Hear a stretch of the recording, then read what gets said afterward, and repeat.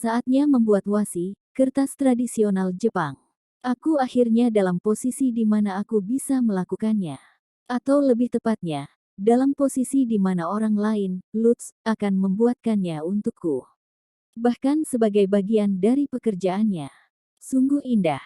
Dalam perjalanan pulang dari wawancara dengan seorang pedagang, aku praktis melompat-lompat di sepanjang jalan dengan penuh semangat. Bicara secara mental, aku merasa seperti aku bisa melompat ke udara dan berputar setidaknya 2 kali sebelum mendarat seperti seorang skater. Hehehe. Ahaha. Main, aku mengerti kamu senang, tapi ayolah. Jangan terlalu bersemangat. Apa kamu mau demammu kambuh? Bagaimana mungkin aku tidak bersemangat? Maksudku, kita membuat kertas. Kertas. Aku bisa membuat buku dengan kertas. Ahahaha, yes. Bagaimana aku bisa tetap tenang dengan semakin dekatnya buku di tanganku? Lutz, yang melihatku mulai benar-benar melompat di jalan, meletakkan tangan di atas kepalanya dan menghela nafas. Main, baiklah. Kita sedang membuat kertas. Tapi bagaimana kita melakukannya? Aku tidak punya petunjuk. Apakah kita tidak membutuhkan alat atau sesuatu? Apakah ini akan berhasil? Pertanyaan tenang Lutz melemparkan seember air dingin ke atas kegembiraanku. Setelah otakku kembali ke kenyataan, aku memucat menghadapi kebenaran situasiku. Aku tahu cara membuat wasi, jelas. Aku bahkan memiliki ingatan samar tentang alat apa yang diperlukan. Ada sebuah buku yang aku baca tentang kerajinan yang sudah punah dan semua tentangnya. Tapi aku tidak ingat persis detail cara membuat alat untuk membuat kertas. Tanpa alat-alat itu, aku tidak punya cara untuk membuat kertas. Aku harus mulai dengan membuat alat. Lagi-lagi, aku tahu semua kecuali hal yang paling penting. Hei, Main, kenapa kau tiba-tiba diam? Jangan bilang bahwa kamu sebenarnya tak tahu cara membuat kertas. Lutz menatapku dengan sangat gelisah, jadi aku buru-buru menggelengkan kepalaku. Jangan bodoh. Aku jelas tahu cara membuat kertas. Aku sudah mencoba membuatnya begitu lama sekarang. Tapi aku tidak cukup kuat untuk menebang pohon atau mengambil air dari sumur, dan aku bahkan tidak bisa melakukan sesuatu seperti menyalakan api atau menghancurkan ijuk. Aku butuh bantuan, tapi aku tidak bisa meminta orang lain untuk membuatkan kertas untukku. Itu terlalu egois, jadi kamu bisa saja memintanya padaku jika kamu memang sebegitu membutuhkan bantuan. Lutz sedikit mengerutkan bibir, terlihat sedikit frustrasi. Aku senang dia bersedia membantu, tetapi membuat kertas membutuhkan banyak usaha. Itu pada tingkat yang berbeda dari menggali lubang atau membantu mengukir ranting. Yang jadi masalah, yang bisa kulakukan hanyalah memberitahumu apa yang perlu dilakukan. Ini tidak seperti sebelumnya di mana kita bekerja sama untuk melakukan sesuatu. Dari awal hingga akhir, kau sendiri yang akan melakukan hampir semua pekerjaan untuk membuat kertas. Apakah kau benar-benar baik-baik saja dengan itu? Tentu saja. Kau memikirkan ide, aku yang akan membuatnya. Itu janji yang kita buat, kan? Lutz segera mengangguk, tetapi aku harus memastikan dia baik-baik saja dengan janji itu. Mungkin saja dia baru saja terjebak dalam suasana wawancara dan tidak terlalu memikirkannya sebelum menyetujuinya. Jadi, kau tahu, Lutz, kita harus mulai dengan membuat alat-alat yang dibutuhkan dalam pembuatan kertas. Apakah kau pikir kau bisa melakukannya? Kau akan bersamaku, kan? Tentu saja, aku akan melakukan sebisanya. Dengan mengatakan itu, aku tenggelam ke dalam pikiran. Aku harus mengingat alat yang dibutuhkan sebelum kami membuatnya. Sembari melakukannya, aku perlu mencari-cari di rumahku untuk memeriksa apakah ada yang bisa diganti dengan sesuatu yang lebih sederhana. Itu mungkin membuat ibu marah padaku, tapi aku tidak punya pilihan lain mengingat betapa miskinnya aku ini. Aku akan menuliskan alat yang kita butuhkan dan mulai mencari benda-benda yang dapat kita gunakan sebagai pengganti. Jika tidak bisa, kita harus membuatnya sendiri. Pertama, aku ingin kau menemukan pohon yang akan menjadi kertas yang bagus. Bagaimana dengan pepohonan di hutan? Yah, masalahnya, aku tidak tahu pohon mana di hutan yang akan menjadi kertas yang bagus. Aku tahu pohon Jepang mana yang bisa dibuat menjadi wasi yang baik, tapi aku tidak familiar dengan pohon-pohon di dunia. Mari kita lihat. Yang kita inginkan adalah pohon dengan serat yang panjang dan kuat. Seratnya juga harus lengket, agar bisa menggumpal. Kita juga membutuhkan banyak serat dari setiap pohon, tapi aku tidak tahu bagaimana cara memeriksa dan memastikan jenis serat apa yang dimiliki masing-masing pohon. Belum lagi beberapa pohon hanya bagus untuk ditebang di usia tertentu. Aku tahu tentang spesies pohon yang membuat kertas bagus setelah 1 tahun, tetapi kemudian mengeras setelah 2 tahun sehingga seratnya tidak dapat digunakan. Pengetahuan itu tidak membantuku untuk benar-benar memastikan pohon dan mengidentifikasi berapa umur mereka.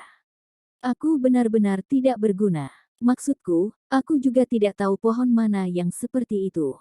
Pada dasarnya, mungkin terdapat pohon lunak dan pohon keras, tetapi aku ingin pohon muda dan lunak. Ya, itu semakin sulit seiring berjalannya waktu. Aku jelas akan kesulitan menebang pohon manapun, tetapi Lutz memiliki banyak pengalaman di hutan dan tampaknya dapat membedakan pohon mana yang lunak dan lebih mudah ditebang daripada pohon lain.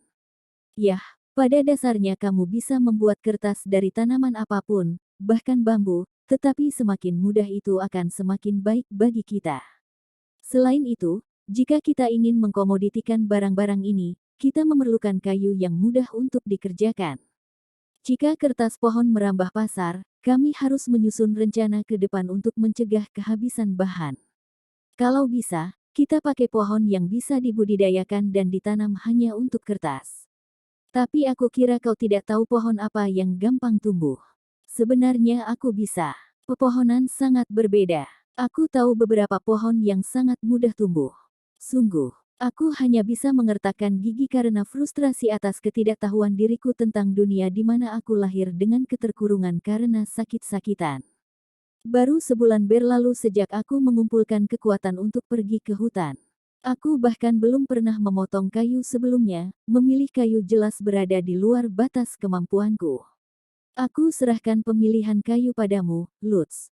Kita akan mencoba jenis yang berbeda dan menemukan mana yang paling cocok, jadi pikirkan saja pohon lunak apapun yang kau bisa.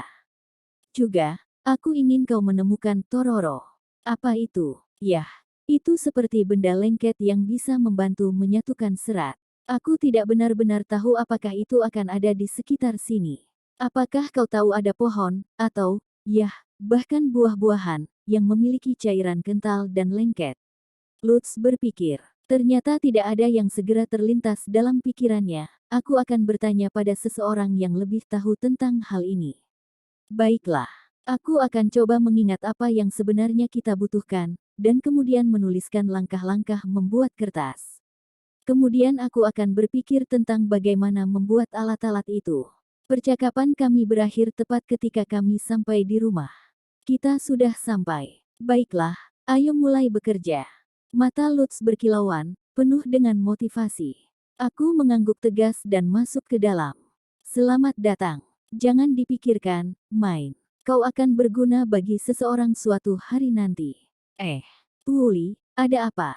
Kamu hanya harus berusaha lebih keras lain kali, oke?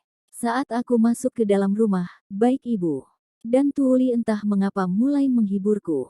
Wawancara berjalan dengan sangat baik. Dia memiliki beberapa syarat, tetapi dia setuju untuk mempekerjakan kami. Apa, benarkah? Keduanya tampak sangat terkejut. Aku memunggungi mereka dan mengeluarkan batu tulis ketika mereka mulai membicarakan perayaan. Aku harus menuliskan alat yang kami butuhkan sambil memikirkan cara membuat wasi.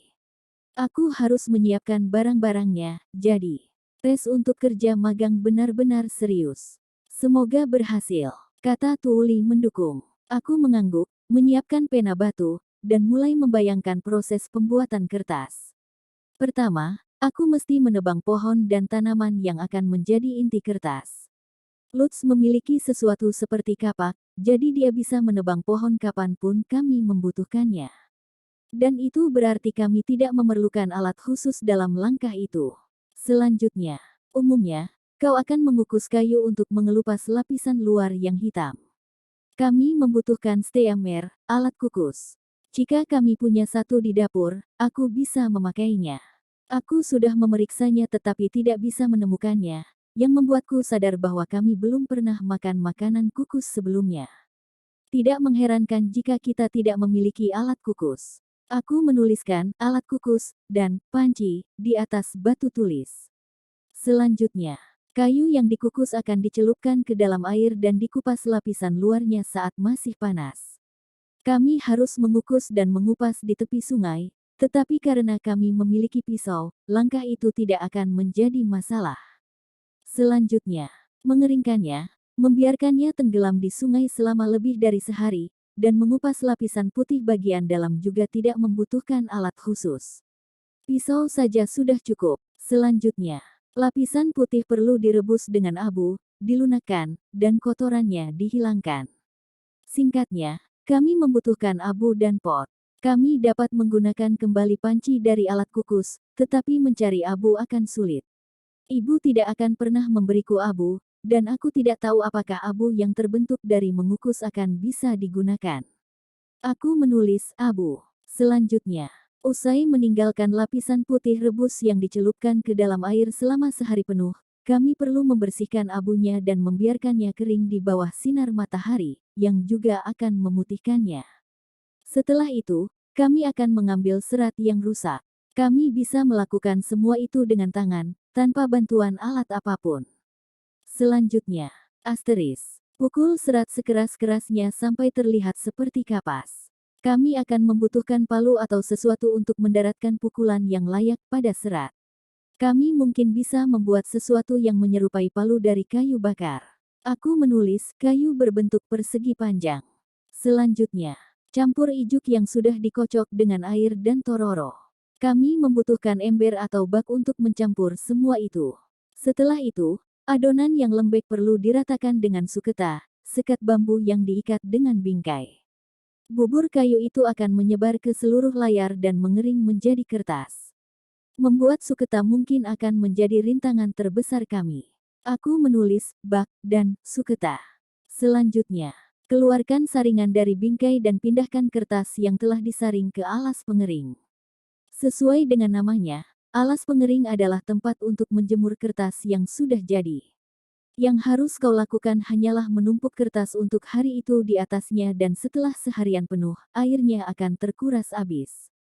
Aku menulis tempat kertas. Selanjutnya, setelah itu, berikan tekanan lembut pada kertas dengan pemberat untuk memeras lebih banyak air. Jika kau membiarkan kertas ditekan selama 1 hari penuh, sebagian besar lengket tororo tampaknya akan hilang.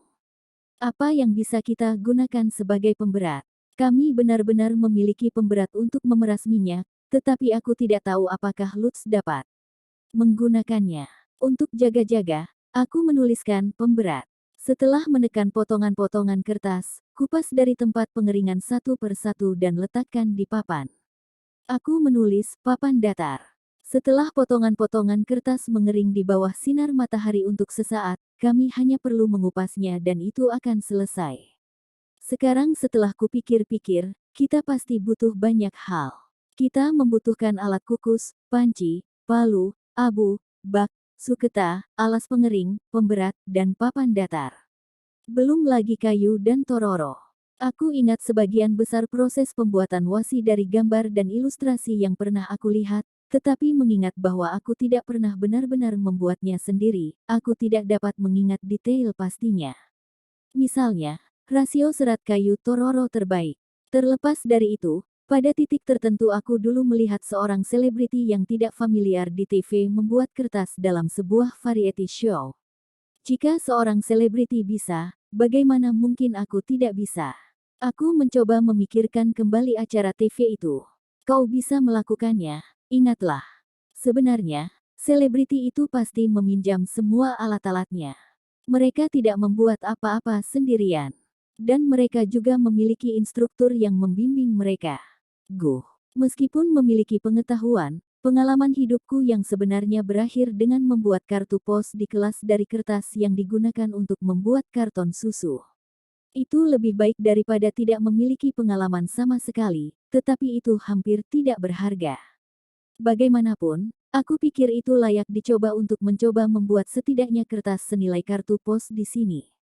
Alat yang lebih kecil akan lebih mudah dibuat, dan akan lebih cepat untuk bereksperimen dengan berbagai jenis kayu jika kami membuat potongan kertas berukuran lebih kecil. Oke, Lutz, mari kita coba membuat alat kukusnya dulu. Koki Cina sering menggunakan alat kukus bulat seperti keranjang, tapi kami jelas akan kesulitan membuatnya. Alat kukus itu seperti keranjang persegi, di sisi lain, seharusnya tidak terlalu buruk sama sekali. Aku menggambar sketsa kasar di batu tulis dan menunjukkannya kepada Lutz. Kelihatannya cukup sederhana untuk dibuat, tetapi apakah kamu punya paku? Apa? Apa kau tak bisa menekuk ranting dan menyatukan semuanya? Apa? Masalah alat pembuat. Kami tidak memiliki alat untuk membuat alat. Kami bisa memotong kayu, tapi kami tidak punya paku. Di dunia ini, paku terlalu mahal untuk anak kecil dapatkan dengan mudah. Lebih buruk lagi, meskipun kami memiliki alat untuk memotong kayu, kami tidak memiliki alat untuk mengukir dengan lebih tepat. Akan sangat bagus jika aku bisa meminjam peralatan ayah dan mengukir potongan kayu untuk disatukan seperti Sasimono era Edo, tapi aku tidak memiliki pengetahuan atau keahlian yang diperlukan untuk melakukan itu. Bagaimanapun, jika itu cukup sederhana sehingga Lutz bisa melakukannya setelah mendengar penjelasan, itu tidak akan menjadi sesuatu yang layak membutuhkan pengerjaan. Paku adalah sesuatu yang berguna dalam kehidupan sehari-hari, dan dengan demikian itu dijual di bengkel tempat yang berhubungan dengan barang-barang logam, tetapi kami tidak punya modal untuk membeli barang-barang. Kami sejak awal sudah dikutuk. Apa yang akan kita lakukan, Main? Aku akan mencoba bicara dengan Otto tentang ini. Dia mungkin bersedia membayarku pekerjaanku sebagai asisten dengan paku. Satu-satunya hal yang bisa aku lakukan adalah pergi ke satu tempat yang akan membayarku untuk pekerjaanku. Sehari berlalu, dan aku pergi ke gerbang dan bertanya pada Otto tentang paku. Paman Otto, aku punya pertanyaan. Berapa harga paku? Jika kau tahu tempat yang murah untuk membelinya, tolong beritahu aku. Kenapa paku? Kamu bahkan tidak bisa menggunakannya, Main. Benar, aku tidak punya otot untuk menggunakan palu. Otto bisa mengerti mengapa aku menginginkan tinta dan pena, tetapi bukan paku. Aku menggelengkan kepalaku dan menjelaskan sambil menghela nafas. Aku ingin membuat alat yang aku butuhkan untuk membuat kertas, tetapi aku tidak memiliki alat yang aku butuhkan untuk membuat alat itu. Hahaha. Otto tertawa, memukul meja saat dia melakukannya. Sangat lucu bahwa sehari setelah aku dengan percaya diri memberitahu Beno bahwa aku akan menyiapkan kertas pada musim semi, aku datang ke Otto dan mengatakan bahwa aku tidak dapat melakukannya. Sayangnya, aku tidak punya pilihan selain mempermalukan diri sendiri di sini. Aku memelototi Otto, cemberut. Dia menghapus air mata tawa dari matanya dan tersenyum padaku. Itu tampak hangat di luar, tapi itu adalah senyum gelap seorang pedagang. Otto memperhatikan aku dengan refleks berjaga-jaga, jadi dia menyeringai. Jika kau memberitahuku cara membuat sesuatu yang membuat rambut menjadi halus, aku akan memberikan semua paku yang kau butuhkan. Itu sama sekali tidak bagus. Jika Otto membocorkan rahasia kepada Beno, aku akan kehilangan salah satu kartu yang aku miliki yang bisa memberiku kekuatan. Kerugiannya terlalu besar. Informasi itu terlalu berharga untuk sesuatu seperti paku. Dilihat dari reaksi Beno kemarin, aku bisa bayangkan itu akan menjadi produk yang sangat menguntungkan. Mata yang bagus, gumam Otto, sedikit terkesan. Aku mengangkat bahu dan mulai berpikir sekeras mungkin. Jika aku kehilangan dukungan Otto, aku tidak punya tempat lain. Aku heran kenapa Otto penasaran dengan sampo. Tidak seperti Beno, dia bukan pedagang. Aku ragu dia akan mencoba menjualnya di pasar. Mungkin dia ingin mendapatkan bantuan dari Beno. Otto lebih necis daripada pria rata-rata di sini, tapi sepertinya dia bukan tipe orang yang sangat peduli akan rambutnya. Jika ada seseorang yang menginginkan sampo, itu pasti seorang wanita, Istrinya. Jika istri tersayangnya menginginkan sampo, itu jadi masuk akal.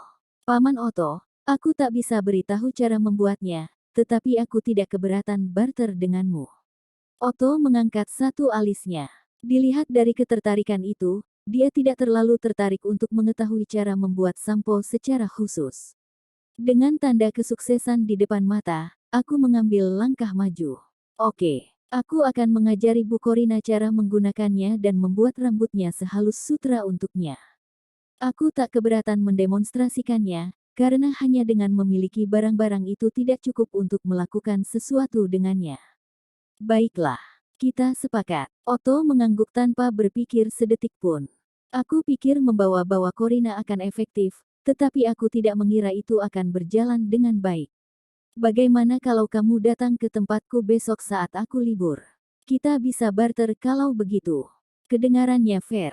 Maka diputuskan bahwa, pada hari libur Otto yang akan datang, aku akan membawa sampo serbaguna sederhanaku ke rumahnya dan menjadi penata rambut hanya sampo.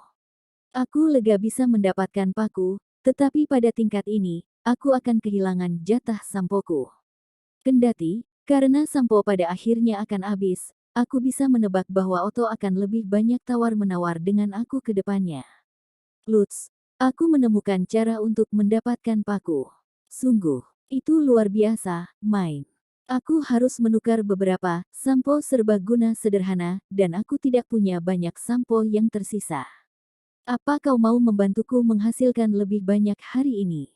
Ya, tentu. Aku pikir lebih baik kita mengambil kesempatan untuk membuat banyak sampo sehingga aku akan memiliki sampo ekstra saat ada tawar-menawar di masa depan. Merils akan mulai tumbuh sedikit, tetapi di musim ini, buah Rio adalah yang terbaik untuk ini. Kami mengumpulkan buah Rio di hutan dan Lutz menghancurkannya di rumahku untuk diambil minyaknya. Lutz juga belum bisa menggunakan pemberat, jadi dia memukulnya dengan palu. Aku melempar beberapa herbal ke dalam minyak yang diperas sedikit demi sedikit. Wow, bahan ini cukup mudah dibuat, ya. Bagian terpenting adalah mencampur herbal yang tepat dengan minyak yang tepat. Itu sebabnya tidak apa-apa menukar barang jadi dengan apa yang kita inginkan, tetapi bukan bagaimana cara membuatnya. Pastikan untuk tidak memberitahu siapapun cara membuatnya, oke? Tidak peduli apapun yang terjadi. Mengapa? Sederhana. Sekali kau memberitahu seseorang cara membuatnya, mereka dapat membuatnya sendiri. Mereka tidak akan pernah lagi memberi penawaran untuk barter. Hah, baiklah. Aku mengerti. Aku memasukkan sampo yang sudah jadi ke dalam toples kecil dan menyerahkannya pada Lutz, yang berkedip dengan bingung. Apa? Aku tidak butuh. Kaulah yang mengumpulkan semua ini, kau bisa mengambilnya. Kau setidaknya pantas menerimanya karena sudah banyak membantu, dan Tante Carla pasti akan senang. Lutz menyebutkan betapa keras ibunya ketika aku membersihkan rambutnya sebelum wawancara. Aku belum pernah melihat Carla sejak itu, jadi dia mungkin bertanya kepada Lutz tentang hal itu terus-menerus. Oh, itu ide yang bagus. Terima kasih, Main. Lutz dengan senang hati mengambil sampo dan aku tersenyum padanya seperti yang dilakukan Otto. Jangan beritahu dia cara membuatnya, tidak peduli seberapa keras dia mempengaruhimu. Berikan barangnya, tapi bukan infonya. Ini adalah latihan untuk masa depan. Seorang pedagang memiliki banyak hal yang harus dia rahasiakan, jadi, tidak bisakah aku mulai berlatih dengan sesuatu yang lebih mudah potongnya? Aku terkikik pada Lutz ketika dia merosot dengan lelah. Tetap saja, aku tidak menyangka bahwa paku akan menjadi penghalang sebesar ini bagi kami. Jalan menuju Wasi mungkin lebih panjang dari yang aku kira.